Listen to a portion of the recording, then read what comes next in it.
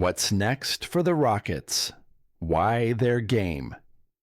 7 heartbreak isn't a call to blow it all up. In the world of professional basketball, heartbreak is the price of growth. The Houston Rockets learned that the hard way Sunday night, falling to the Golden State Warriors in a nerve-shredding Game 7. But let's make one thing clear. This isn't the end of the Rockets' story. It might just be the beginning. Houston was never supposed to be here. Not yet, anyway. When the 2024-25 season tipped off, the Rockets were widely seen as a talented but raw group.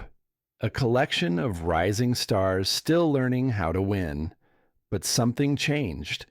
They started 16-8, turning heads around the league, playing disciplined defense and showing glimpses of high-octane offense. And right around that early season surge, whispers started to emerge. Miami was reportedly open to moving Jimmy Butler. And suddenly, the Rockets were being circled by national media as a team ready to chase a star. But general manager Rafael Stone didn't flinch. He took to Sirius XM radio, essentially drawing a line in the sand. "We like this team," he said.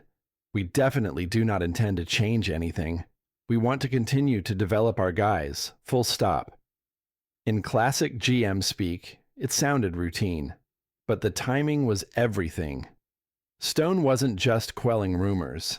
He was pushing back against the accelerating timeline that often threatens to derail teams with promise.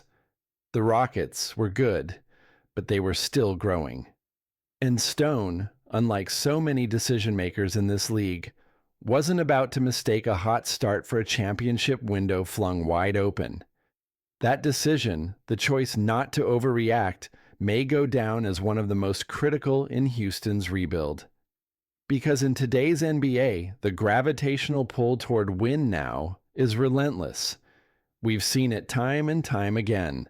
Young, talented squads cash in their future for a star, only to find themselves shackled by injuries, cap hell, or a short-lived window that slams shut faster than it opened. Phoenix went all in for Kevin Durant and Bradley Beal, and now they're staring down the barrel of an aging core, a gutted bench, and zero flexibility. The cautionary tales are piling up. Yet Houston sits in rarefied air.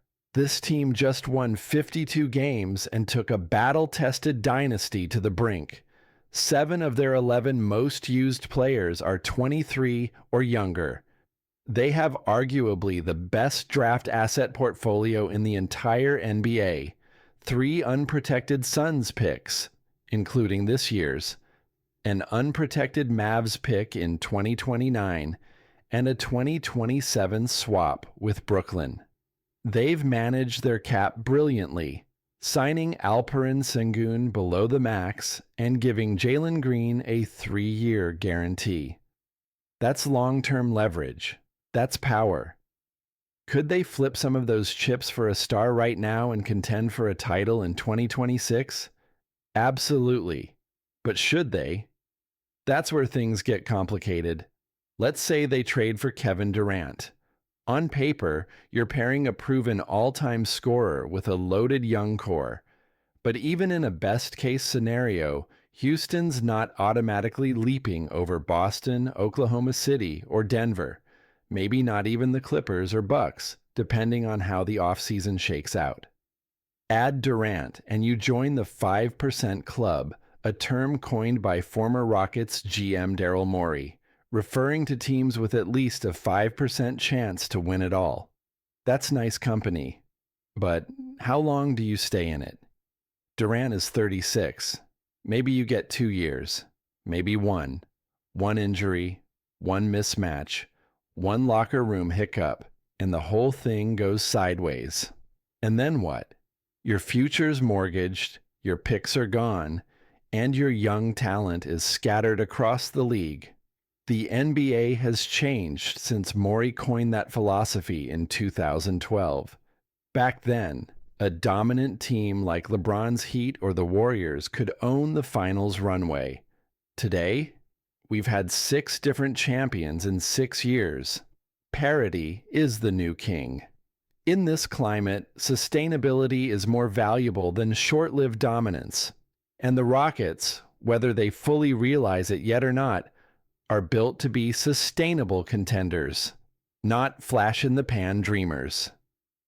Now consider another name, Giannis Antetokounmpo. Younger than Durant, still in his prime, and arguably the best two-way player in the league. That's the holy grail, right? Not so fast. Unlike Durant, Giannis demands a specific ecosystem. He needs shooting, spacing, a roster crafted around his unique skill set. Houston, they finished 27th in three-point attempt rate and 21st in percentage. Their core is built on athleticism and defensive versatility, not perimeter marksmanship. Guys like Thompson, a defensive wizard and jack of all trades, simply can't coexist with Giannis, not in their current forms. Trading for Giannis would mean tearing this team down to the studs and rebuilding it around him. That's doable, sure, but it's also risky, time-consuming, and could potentially waste what's already in motion in Houston. It means treating this vibrant, ahead-of-schedule group as nothing more than assets in